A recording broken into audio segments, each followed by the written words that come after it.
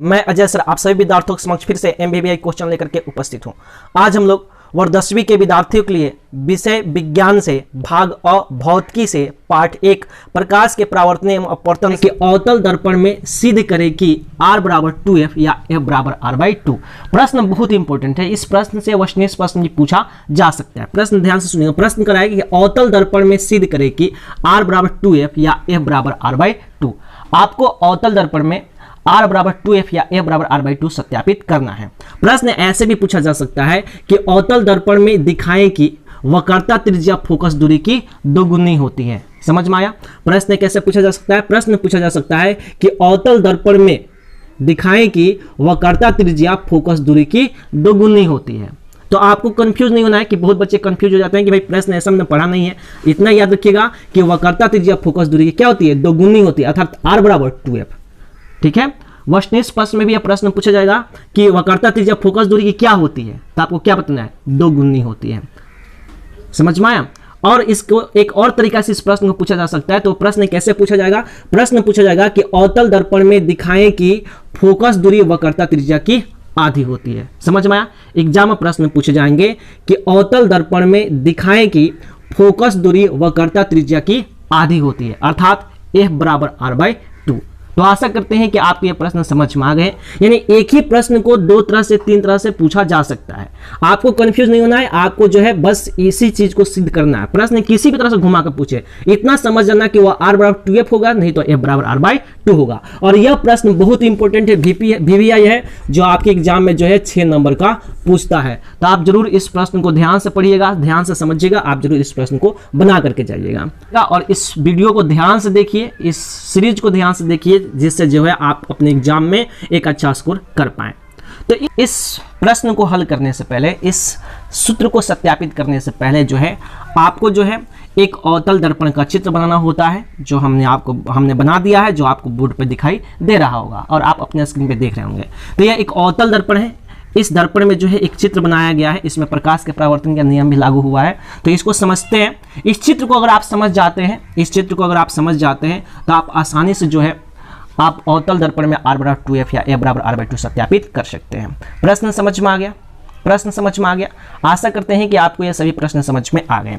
अब इसको हल करते हैं। तो जब भी प्रश्न को हल करते हैं तो सबसे पहले क्या लिखते हैं? सॉल्यूशन लिखते हैं ना, हल लिखते हैं। समझ में आ गया? हाँ। अब है भाषा। भाषा मैं बताने जा रहा हूँ, ठीक है। मैं भाषा जो है मैं बोल रहा हूँ, आप इस चित्र को देख करके मैं भाषा बोल रहा हूँ। आपको जो है वह भाषा जो है साइड में लिखते हुए दिखाई देगा। समझ में आ रहा है? हम जो भाषा यहाँ पे बोलेंगे, हम जो भाषा समझाएंगे, आपको साइड में जो है वह भाषा जो है लिखती हुई नजर आएंगी, लिखती हुई दिखाई देंगे। कोई दिक्कत? चलिए भाषा को समझते हैं। भाषा जो है बगल में आपको लिखते हुए नजर आएंगे, कोई दिक्कत नहीं होगा। आप आराम से उस भाषा को लिख लीजिएगा और बना लीजिएगा, नोट्स भी बनाते चलिएगा। तो भाषा में क्या है? तो लिखेंगे कि माना कि M एक अवतल दर्पण है जिसमें P ध्रुव, C वक्रता केंद्र, F फोकस तथा XP प्रधान अक्ष है। समझ में आया? चित्र ध्यान से देखिएगा तो आपको जो है जरूर समझ में आएंगी बातें। अगर आप सीरीज 3 देखे हैं तो आपको सभी बातें समझ में आएंगी कि P क्या है, F क्या है, C क्या है, छोटा f क्या है, बड़ा r क्या है, सब चीज समझाया गया है। P ध्रुव है, F फोकस है, C वक्रता केंद्र है, छोटा f फोकस दूरी है और बड़ा r जो है वक्रता त्रिज्या है, और M क्या है? एक अवतल दर्पण है। ये सारी बातें जो है हमने सीरीज 3 में बता दिया है। आप वहां पे जरूर उस सीरीज को देख करके इसको बनाइएगा और इस सीरीज को देखिएगा तो आपको ज्यादा बेनिफिट मिलेगा। समझ में आया? तो चलिए हम लोग इस फिगर को समझते हैं और इसकी भाषा को लिखते हैं, इसका रचना करते हैं। तो रचना कैसे करेंगे? तो लिखेंगे क्या कि माना कि M एक अवतल दर्पण है। समझ में आ गया? माना कि M एक अवतल दर्पण है जिसमें P ध्रुव, C वक्रता केंद्र, F फोकस तथा XP प्रधान अक्ष है। पुनः माना कि AB प्रधान अक्ष के समानांतर एक किरण है। समझ में आ गया?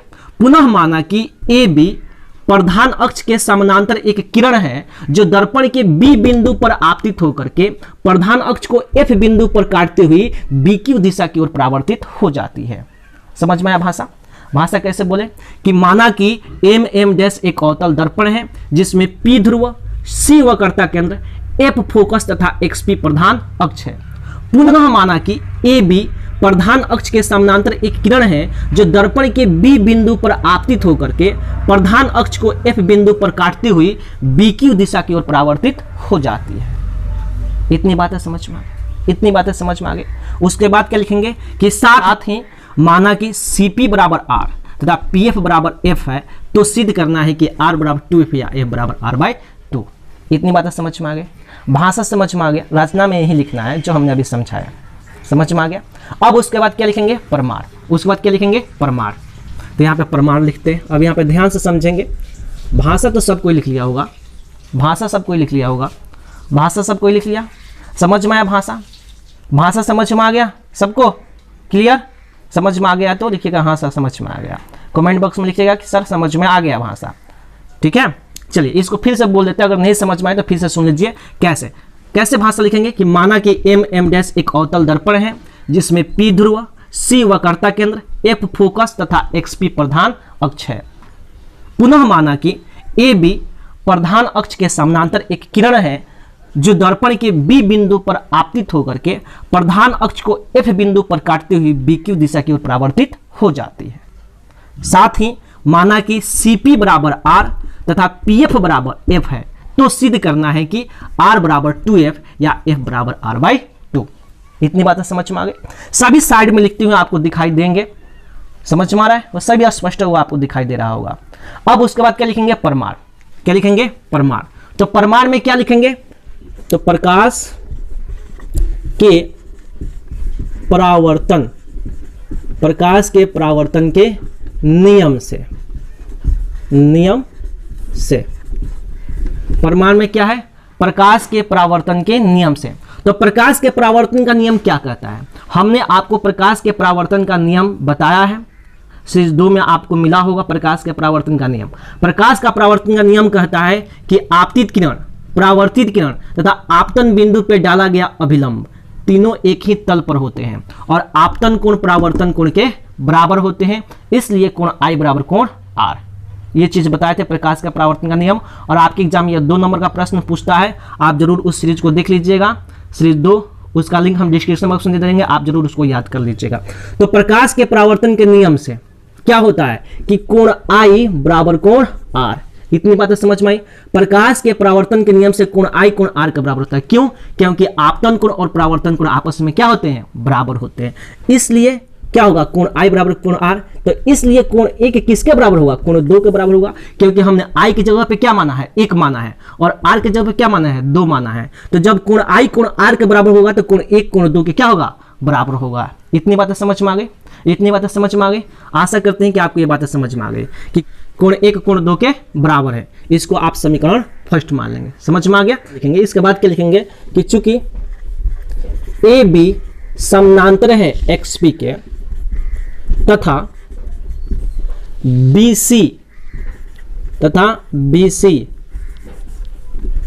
BC इनसे मिलती है। समझ में आया। क्या हमने लिखा कि AB समानांतर है किसके, XP के, AB समानांतर XP तथा BC इनसे मिलती है, यानी इससे मिलती है और इससे मिलती है। समझ में आ गया। तो जब AB समानांतर XP तथा BC इनसे मिलती है तो क्या होगा कि कोण 1 कोण 3 के बराबर होगा। तो क्यों बराबर है, क्योंकि यह क्या है, एकांतर कोण है। यह क्या है, एकांतर कोण से। कोई पूछेगा कि क्यों बराबर होता है, क्या लिखना है, एकांतर कोण से। बात समझ में आया। कोई पूछे कि कोण 1 कोण 3 के बराबर क्यों है, क्योंकि यह कौन सा कोण है, एकांतर कोण है, ठीक है। क्योंकि जब 2 समानांतर रेखाओं को एक तिर्यक रेखा प्रतिच्छेद करती है तो उसका एकांतर कोण आपस में क्या होता है, बराबर होता है। यह बात समझ में आ गई। जब 2 समानांतर रेखाओं को एक तिर्यक रेखा प्रतिच्छेद करती है तो उसका एकांतर कोण आपस में क्या होता है, बराबर होता है। समझ में आ गया। तो इसीलिए कोण 1 कोण 3 के बराबर क्यों है, क्योंकि कोण 1 कोण 3 के बराबर इसलिए है क्योंकि यह कौन सा कोण है, एकांतर कोण है। क्योंकि हमने क्या लिखा कि चूंकि AB समानांतर XP तथा BC इनसे मिलती है, तो जब AB XP समानांतर और BC जो है इनसे मिलती है, इसका मतलब ये क्या है, एक तिर्यक रेखा है, जिसकी वजह से कोण 1 कोण 3 के क्या है, बराबर है। तो क्यों बराबर है, क्योंकि एकांतर कोण से बराबर है। अब इसको आप क्या मानेंगे, समीकरण सेकेंड मानेंगे। समझ में आ गया।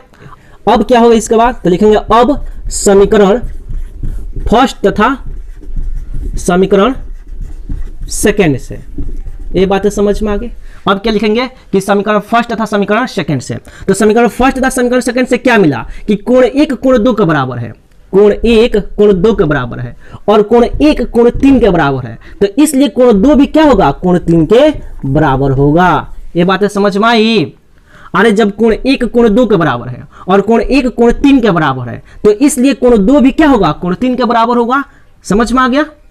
अरे यह इसके बराबर है, यह इसके बराबर, तो यह आपस में क्या होगा, बराबर होगा। समझ में आ गया। तो जब कोण 2 कोण 3 के बराबर है, ध्यान से समझिए, जब कोण 2 कोण 3 के बराबर है, तो जब कोण 2 कोण 3 के बराबर है तो क्या होगा, CF किसके बराबर होगा, BF के बराबर होगा। समझ में आ गया।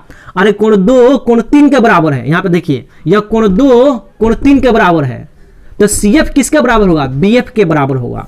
CF किसके बराबर होगा, BF के बराबर होगा। समझ में आ गया। कोण 2 जो है, यह कोण 2 जो है कोण 3 के बराबर है, तो कोण 2 कोण 3 के बराबर है, इसलिए CF जो है BF के बराबर होगा। समझ में आया। याद रखिएगा, सम्मुख कोणों की सम्मुख भुजाएं आपस में बराबर होती है, इसलिए कोण 2 का सम्मुख भुजा CF और कोण 3 का सम्मुख भुजा BF है, इसलिए CF बराबर BF। समझ में आ गया। करते हैं आगे। तो अब क्या होगा, तो लिखेंगे कि अब यदि यह B बिंदु P के काफी निकट होता, अब यदि B बिंदु P के काफी निकट हो तो अब यदि यह B बिंदु P के क्या हो, काफी निकट हो तो, मान लीजिए यह B बिंदु कहां जाए, P पे आ जाए, तो अब यदि B बिंदु P के काफी निकट हो तो यह BF किसके बराबर होगा, PF के बराबर होगा। यह बात समझ में आया। अब यदि यह B बिंदु P के काफी निकट आ जाए, समझ में आ रहा है। अब यदि B बिंदु P के काफी निकट आ जाए तो BF किसके बराबर होगा, PF के बराबर होगा। इसलिए यहाँ पे क्या लिखेंगे कि BF बराबर PF। ये बातें समझ में आ गए। BF बराबर क्या होगा, PF। कोई दिक्कत। हमने क्या लिखा कि अब यदि B बिंदु P के काफी निकट हो, यानी यह B बिंदु P के नजदीक आ जाए तो यह BF किसके बराबर होगा, PF के। तो वही तो लिखे, इसलिए BF बराबर PF। समझ में आ गई इतनी। तो अब क्या लिखेंगे कि अब चित्र से अस्पष्ट है, अब चित्र से अस्पष्ट है, अब चित्र से अस्पष्ट है। इतनी बातें समझ में आई। अब चित्र से अस्पष्ट है तो चित्र में क्या कह रहा है, अब चित्र से अस्पष्ट है तो चित्र में क्या कह रहा है, यहां पे समझते हैं, जगह नहीं है इसलिए हम यहां पे बनाते हैं, आप यहां पे ध्यान से देखिए। अब चित्र से अस्पष्ट है क्या, CP बराबर CF प्लस PF। समझ में आ गया। हमको CP चाहिए, हमको क्या चाहिए, CP चाहिए। तो CP बराबर क्या हुआ, तो CF प्लस PF हुआ। तो CF प्लस PF क्यों, CF प्लस PF क्यों, हमको CP चाहिए, हेतना चाहिए। तो इतना कब मिलेगा, जब हेतना प्लस हेतना करेंगे ना। समझ में आया। अरे हमको CP चाहिए तो CP कैसे मिलेगा बबुआ, तो CF प्लस PF करेंगे तब तो मिलेगा।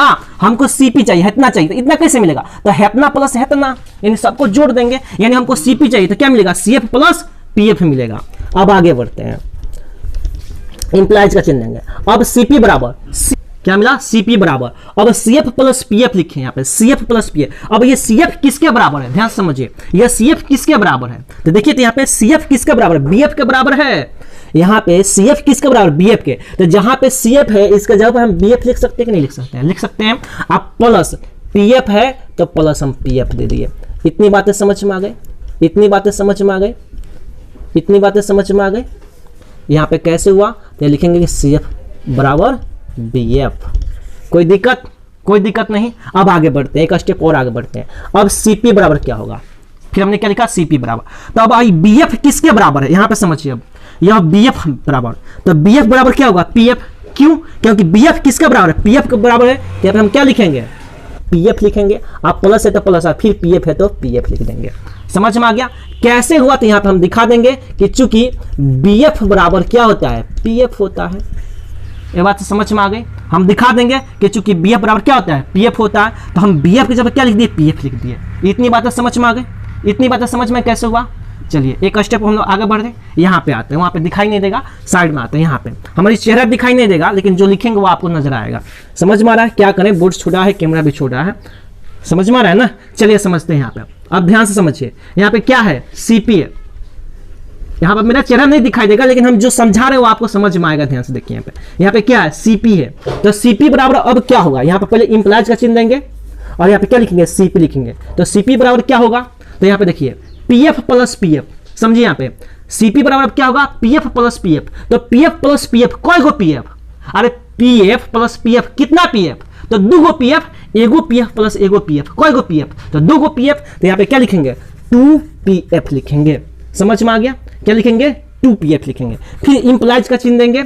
अब सी बराबर क्या होगा, तो आर होगा और 2 है तो 2 पीएफ बराबर क्या होगा, एफ। अब आर बराबर 2एफ क्यों आया, अब आप सोचिए कि यहाँ पे आर बराबर 2एफ क्यों आया, क्योंकि हमने पहले ही जब भाषा लिख रहे थे तो वहीं पे माने थे कि चूंकि सीपी बराबर आर तथा पीएफ बराबर एफ माने थे। अरे इतनी बात समझ में आ रहा था, माने थे ना कि सीपी बराबर आर तथा पीएफ बराबर एफ। तो वही चीज तो लिखे हैं कि सीपी की जगह हमने आर लिख दिया और पीएफ की जगह पर एफ लिख दिया।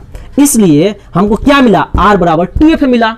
हमको सिद्ध क्या करना था, इसलिए आर बराबर 2एफ मिला।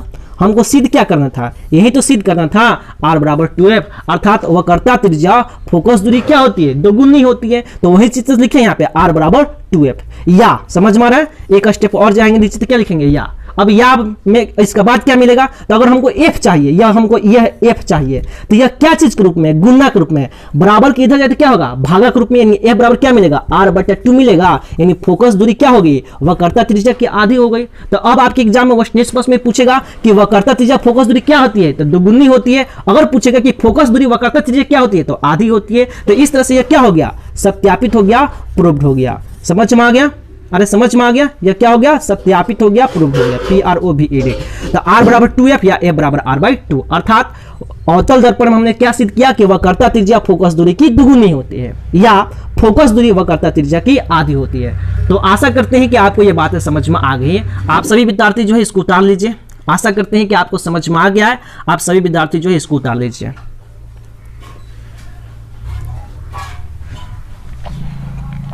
या इसका स्क्रीनशॉट भी ले सकते हैं आप, इसका स्क्रीनशॉट भी ले सकते हैं आप। स्क्रीनशॉट ले लीजिए और आप अपने नोट्स में बना लीजिएगा। तो आशा करते हैं कि आपको R बराबर 2F या A बराबर R/2 समझ में आ गया होगा। अगर आपको लगता है कि ये सभी प्रश्न इंपॉर्टेंट है और आपके एग्जाम के लिए उपयोगी है तो जरूर आप मेरे चैनल को सब्सक्राइब कीजिएगा, वीडियो को लाइक कीजिएगा, साथ ही साथ इस वीडियो को शेयर कीजिएगा।